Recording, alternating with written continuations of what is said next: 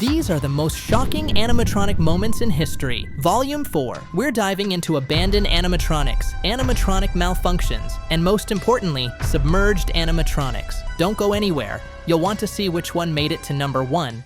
Like always, Quack Burr. Hey Duck Squad! Since day one, this channel has been all about showcasing the coolest animatronics in the world, including our very own, me, Walt, and my partner in circuits, Lilly Belle. And now, something big is happening. Lilly Belle is finally huggable. Her official plushie is available now for pre-order on Plushify Lab. Hit the link in the description and reserve yours before she waddles away. Thanks for keeping the animatronic dream alive. Let's kick off the countdown with an abandoned animatronic that actually inspired my own design, Max from Country Bear Jamboree. This segment is narrated by the amazing Kate Sheridan.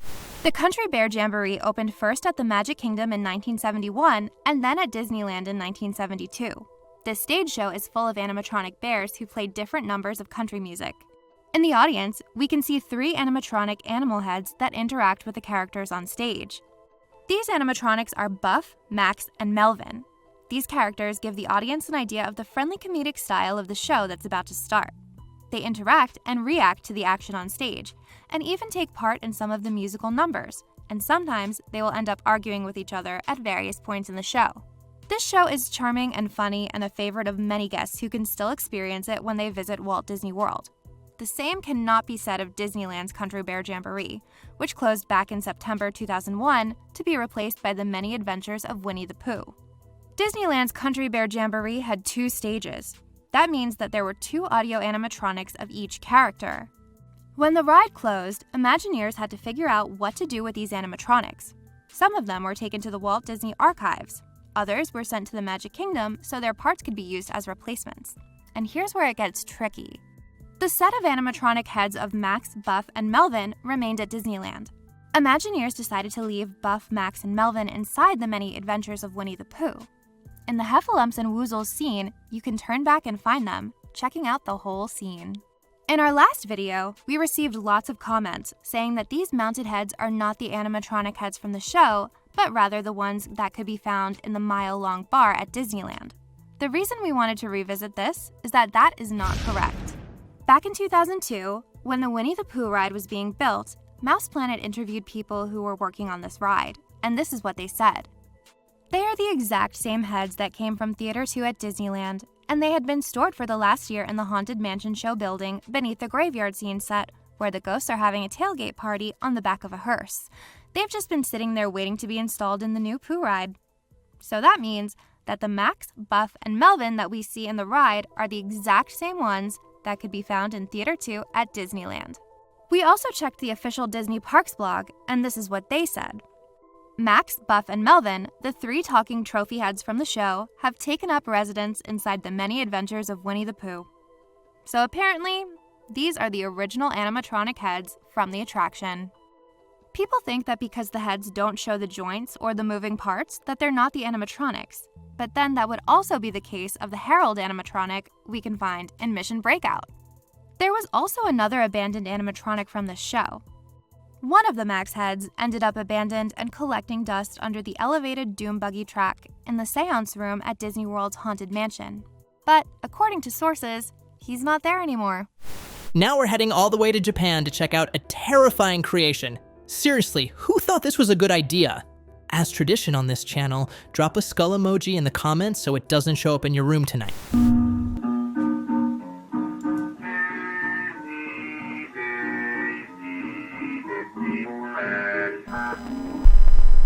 Imagine walking down a Technology Expo hallway, and suddenly, a metallic whisper escapes these terrifying lips, forming words and sentences.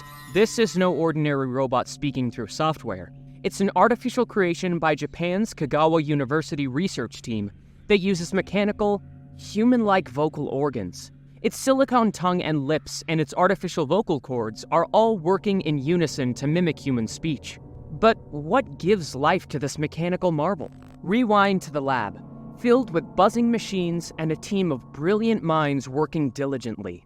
The real magic behind this robot's speech is not just its resemblance to the human vocal anatomy, but the core element that makes it work, an air compressor. This ingenious innovation uses pressure and control valves. 8 resonance motors, and a resonance tube, serving as the throat to convert airflow into sounds.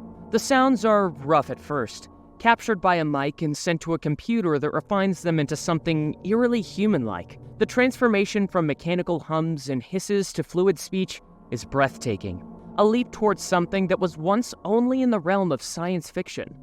This next animatronic was abandoned because it wasn't smart enough to hit the subscribe button on Fastpass Facts. So if you don't want to end up forgotten in a warehouse, smash that button, drop a like, and turn on notifications.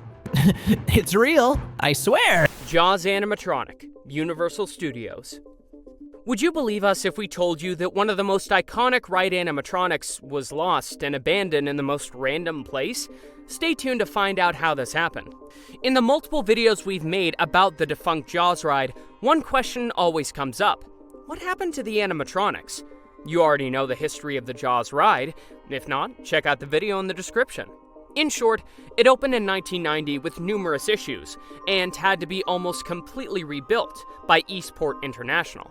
When it finally reopened, it became a favorite until it was closed in 2012 to make way for Diagon Alley. When the ride closed, everyone was sad and wondered what would happen to the animatronics. But for a long time, no one knew. But today, we have the fate of several. When Jaws closed, many of the animatronics were auctioned off to various collectors. One was sold for $3,000, but then reappeared on eBay for $3,500. Someone bought it, and it disappeared from sight forever. However, one morning, a collector named John Ryan was visiting a property in Frederick, Maryland. The visit was going as usual until he saw something in the backyard near the pool that left him stunned. A shark sticking out of the gravel, being used as a decoration in terrible condition and completely abandoned. Ryan had a hunch that it might be one of the Jaws animatronics, but it didn't match the structure of the sharks from the movie, which were heavily damaged after production. So he did the obvious thing and asked the property owner about the shark's origins. The owner said he didn't know. It was there when he bought the house. Intrigued, Ryan decided to investigate and contacted Jaws memorabilia collector Chris Kiska. Here's where the story gets interesting. It turned out that the house belonged to Michael Hightower, a former VP Executive Project Director at Universal Parks and Resorts who had acquired the shark and used it as a pool decoration. Ryan quickly made the connection, realizing it had to be one of the sharks created by Eastport International, the second company that made the sharks for the ride. So, Ryan and Chris compared photos, technical data, and specifications, and finally confirmed that it was indeed one of the Jaws ride sharks. It was further confirmed by Eric Harrell, who worked on those animatronics and immediately recognized it from the photos. This discovery happened in 2018, meaning the shark had been abandoned for 6 years as a mere decoration. But where is the shark today? This animatronic had a happy ending. It was restored by Ryan and his brother, and is now on display for anyone to see at the restaurant 494 Chicken in Staten Island. It's the centerpiece and part of the grand history of this iconic ride. But incredibly, this isn't the most interesting part of the story. According to many credible sources, one of the Jaws animatronics is reportedly buried in one of the fountains inside Universal Studios, which means it is eternally abandoned. Do you think this is a case, or is it just an urban legend? This next segment isn't exactly an animatronic, but it will definitely trigger your submechanophobia. The ferryman's craft lies dead in the water. Unable to move, he can no longer reach the other shore and touch it. Unable to touch, he cannot become real, identified, and fully energized, hence joyful. Unmoving, he sinks and dies. These haunting words are inscribed on a sign, and nearby, we find a chilling granite sculpture of a man, worn, and partially submerged in a murky green swamp. This sculpture is part of a huge private garden called Victoria's Way, located near Roundwood, County Wicklow, Ireland. This garden was created by Victor Langeld, who designed this beautiful 22-acre space as a contemplative area for individuals between the ages of 28 to 60. It's intended as a place for midlife self-assessment and self-reorientation. Victoria's Way features numerous sculptures inspired by Hindu culture, including the enigmatic split man, symbolizing the mental state of a dysfunctional human. This collection of 14 statues representing the spiritual journey toward enlightenment, took 20 years to complete. Most of the statues are crafted from black granite and stand between 1.5 meters and 4.9 meters tall. The reason we're discussing this garden today is because of the death of the ferryman sculpture, found in the forest sculptures section. Each sculpture in this area represents various states of human life, according to Buddhist philosophy. Now, submechanophobia is not limited to animatronics, and this sculpture has definitely earned itself a spot on this list. The sculpture of the ferryman's end is a metaphor for the individual who is losing touch with the real world, both personally and generally. According to Victor Langold, the sense of realness and the release of energy resulting from the fusion of this with that, or the contact between differences, occurs as an after effect of connectivity. Loss of connectivity leads to feelings of unreality and energy loss, experienced as depression, which in turn results in the fading of identity and self-meaning, and increased unhappiness, signaling the individual's failure or decline. It's very interesting to see the meaning behind this sculpture because it's important to understand that these images are much more than memes or part of a fear-inducing video compilation. They are profound works of art with a pretty significant meaning behind them. What does this sculpture make you feel? Look at this poor guy. He doesn't seem to be having a good time. And trust me, it's only going to get worse with the animatronics coming up. In Denmark, in more specifically Sommerland Sjælland, there's a ride that is a nightmare for those suffering from submechanophobia. We're talking about the Amazonas Jungle Safari Ride. This is a boat ride inspired by an adventure through the Amazon. The ride lasts approximately 10 minutes and is full of terrifying animated props, some of which are pretty bizarre. But all of this makes this attraction a great boat ride. In the beginning of the ride, we can see this animated prop of a villager emerging from the water in a horrifying way. It's pretty eerie to see how it also submerges again. Just the thought that this prop is under the water for so long gives us chills, as if that weren't enough. As soon as we pass this villager, we encounter this terrifying crocodile eating an arm. The crocodile is semi-submerged and moves in and out of the water. This ride is a goldmine for people who have submechanophobia. Just look at this Jeep tragically sinking.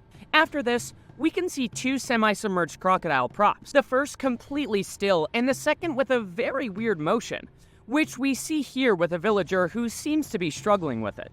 After this, yet another crocodile emerges from the water, attacking with its scary teeth.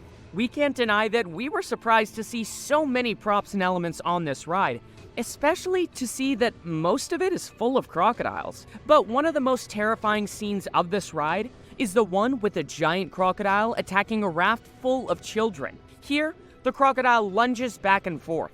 This is one of the largest croc props in this ride. After passing the scene, we enter a cave where we can see this strange figure filled with lights. The truth is, we don't know what it is, and that makes it super terrifying. As soon as we exit the cave, we can see this gigantic three-headed reptile. The design is incredible, and it's a very eye-catching prop. And while it's not submerged in water, it is, for us, the coolest detail of the ride. The next scene could also be said to be one of the worst, because we can see a croc swimming in circles, attacking some type of soldier or guard. We've noticed that these types of scenes with props swimming in circles trigger many of you, and we definitely understand why. Finally, we arrive at the remains of a sunken ship, and with that, the ride ends. Now let's take a look at a true animatronic tragedy. This segment was narrated by my father, the one and only Raffaello Di Salco. The Rocket Fire Explosion, as you know, is one of the most legendary animatronic bands. However, as you saw in the previous segment, and if you have been following the channel, that has been plagued by controversies and unfortunate incidents. It seems like the band carries a burden of trouble with it, from corporate issues to abandoned and even boring animatronics. Many of these animatronics have been rescued and restored, but one of the most incredible collections that faithfully captured the spirit of the 80s was Snap's Blast to the Past Museum. This small museum and private collection were filled with 80s memorabilia, including arcade machines, classic movie posters, lights with logos of iconic companies like DeLorean, and even cutouts of 80s stars like Michael J. Fox. In short, this place was like traveling back in time to the 80s. In addition to all of this massive collection included a fully operational stage show of the rocket fire explosion in perfect condition. It was a marvelous place to visit, but all of this was gone when a fire started in the museum, tragically changing its course forever. Back in 2010, Snapper was at the museum, running the stage show as usual, when he suddenly received a call from a friend inviting him to have lunch. Oblivious to the fact that the show was still playing, Snapper had to leave the museum hastily. It was during his absence that the disaster unfolded. Snapper had installed a smoke machine into Fat's tune machine, and it's presumed that this machine was responsible for the fire. But in reality, no one knows for certain.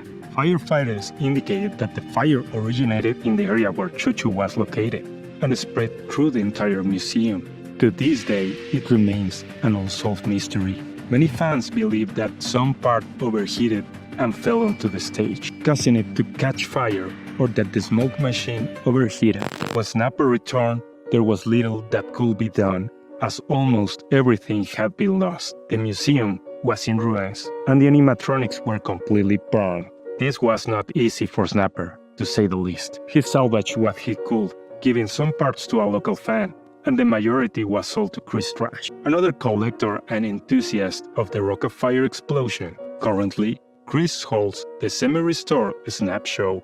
However, he has sold off parts like Duke in the past to contribute to the Rocket Fire Bar project in 2019. The museum still remains and is for sale. Let's hope that someday Snapper and Chris can recover their sets and find some relief after this tragic situation. Let's keep going with two truly terrifying animatronics. Segments narrated by Will Engel and my beloved Lilly Belle. Baffling, isn't it? This mechanical masterpiece which only the scientists really understand. Frightening, too, for this invention, this brainchild of the boffins, has created a new disease. The slot machine fever. Situated in Farmington Hills, Michigan, this museum primarily focuses on a collection of coin-operated animatronics. Founded by Marvin Yagoda, the space has been filled with animatronics and oddities over 3 decades. Originally Tally Hall, one of the earliest food courts in the US, this museum is entirely free to enter. The only requirement is to bring plenty of change to operate the animatronics. The museum operates every day of the year, having closed only 6 times, including the unfortunate day of Marvin Yagoda's funeral. This museum is truly incredible, but it also boasts some of the world's most chilling and bizarre animatronics. One unsettling cabin is the Louie the Love Shrink Love Shack. For 40 cents, this booth features a peculiar figure with a Cupid's body that gives out questionable diagnoses/advice. It's definitely an eerie and bizarre animatronic. Another disturbing booth is Ask the Brain, where for 50 cents and with the assistance of handles, you can ask a rather spine-chilling looking animatronic a question. For another booth showcase, The Great Chop and Off. For 50 cents, this animatronic invites you to pretend to slice off your hand. The user inserts their hand into the booth, and through an illusion, it appears as if the chop and off figure is cutting the hand. This museum is filled with bizarre creations, but perhaps the most unpleasant is Dr. Ralph Binge Purge, County Food Inspector. This grotesque booth features a repulsive-looking animatronic that, for 25 cents, starts vomiting on some bottles. This booth isn't just chilling, it's downright revolting. All in the museum is fantastic, and you can't miss the opportunity to visit if you have the chance. What shall we do with a drunken sailor? What shall we do with a drunken sailor? What shall we do with a drunken sailor? Oh boy. This head has been the subject of dozens of TikTok theories and misinformation over the past few months. But the real story behind this head is actually even more interesting than any conspiracy theory. This animatronic head was created in 1989 by The Robot Group, a collective of artists and engineers from Austin, Texas. It's a semi-human animatronic head, mounted on a white accordion-style neck. And wait, because its construction is a disturbing work of art.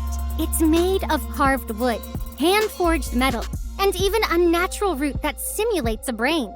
Its eyes are hand-forged silver with glowing LEDs. Its lips are made of black silicone, because obviously it couldn't get any creepier.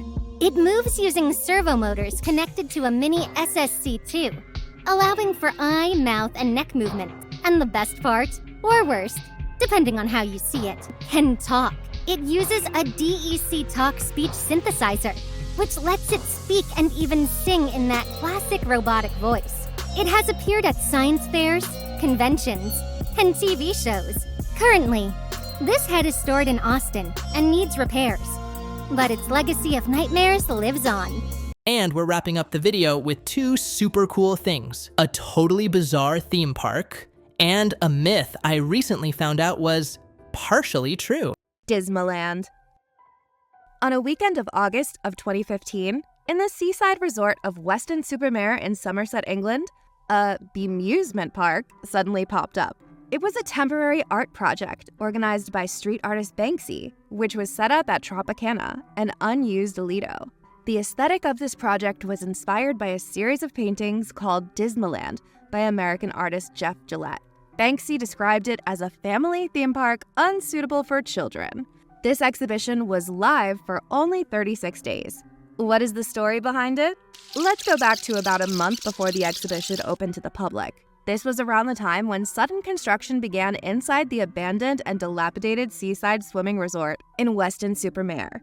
Local residents were led to believe that it was going to be a shooting site for a new crime thriller movie called Gray Fox by a Hollywood company called Atlas Entertainment. They even went so far as to post signs proclaiming Gray Fox Productions all over the site, completing the deception. Soon after construction began, photos began surfacing of some of the massive sculptures.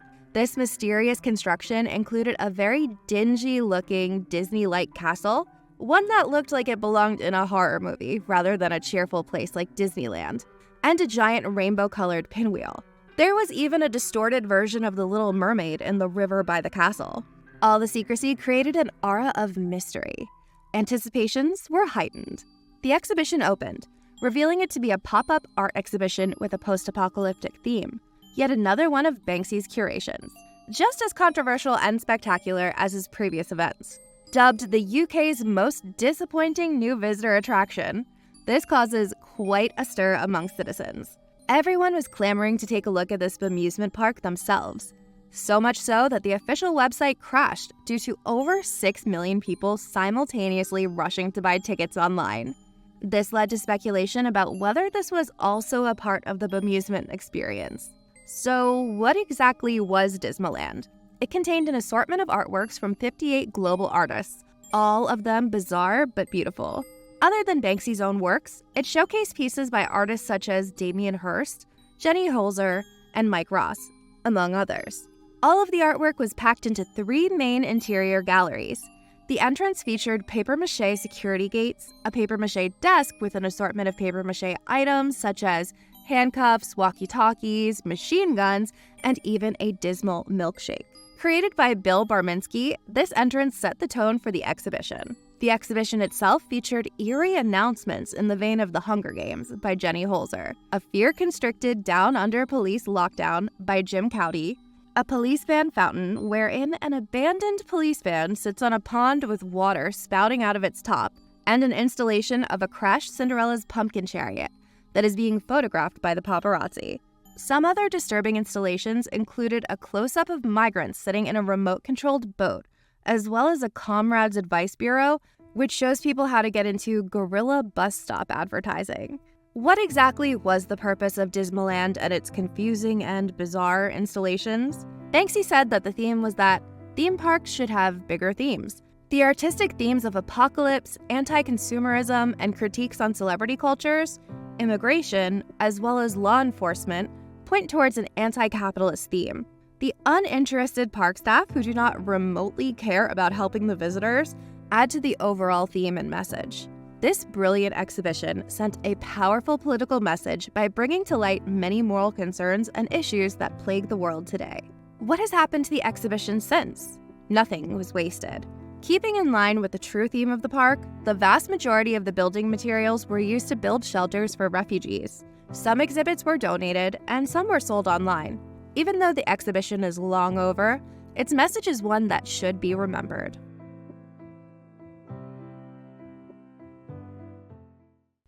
Connection terminated. I'm sorry to interrupt you, but I'm afraid you've been misinformed. This one's a big one, and I get asked about it all the time. Walt, do you have a Springlock Suit? The answer? Absolutely not, thank you very much. In case you're not familiar, a Springlock Suit is a special type of animatronic that can be used both as a robot and worn by a human. The catch, and the horror, is in the internal mechanisms, metal parts that hold everything in place when someone's inside. But if those spring locks loosen because of sweat, movement, or even humidity, crunch. The suit snaps shut like a medieval torture trap, and, well, you're not walking out of that one. Why would anyone want to make or wear something that dangerous on purpose? It makes no sense. The lawsuits would rain down like free pizza at a failed animatronic show. Now don't get me wrong, real animatronic suits exist, and some of them are amazing. There's the ones built by Stan Winston Studios for Pumpkinhead, or the classic Teenage Mutant Ninja Turtle suits made by Jim Henson's Creature Shop. And while Jim Henson himself is no longer with us, his legendary company is still going strong. In fact, they were the ones behind the animatronic suits for the official FNAF movie. And guess what? Not a single one of those suits used spring locks. They all used modern, safe systems, remote controls, servos, telemetry, the kind of stuff you actually find in the real industry. There are hundreds of animatronic suits used in movies and theme parks, and soon we'll be making a full video about the coolest ones out there. So yeah, this myth looks like a clean debunk, but surprise, there's a twist. Spring locks aren't used in the industry because that would be mechanical and legal suicide. But that hasn't stopped some independent creators from trying. Take our friend Technofur, for example. He's dedicated his whole YouTube channel to experimenting with this exact concept. He's built a functioning Springlock-style suit, but with every possible safety measure to avoid ending up like, well, you know who. On the other hand, there's DownloadCont, another YouTuber who went even further. He built a suit with real compression mechanisms and actually tested it just to show what would happen to the human body if it failed. Spoiler alert, you don't want to be inside when it does. So the final verdict? This myth is semi-debunked. The Springlock suit don't exist in any official productions, and they never will for obvious reasons. But technically, with enough creativity and a complete disregard for personal safety, yeah, it's possible to build one. If you made it to the end, you're the best! Huge shout out to all the real ones. You're the heart of this flock. See you next week, and don't forget to drop a comment saying, "Last of the real ones," for your end screened shout out.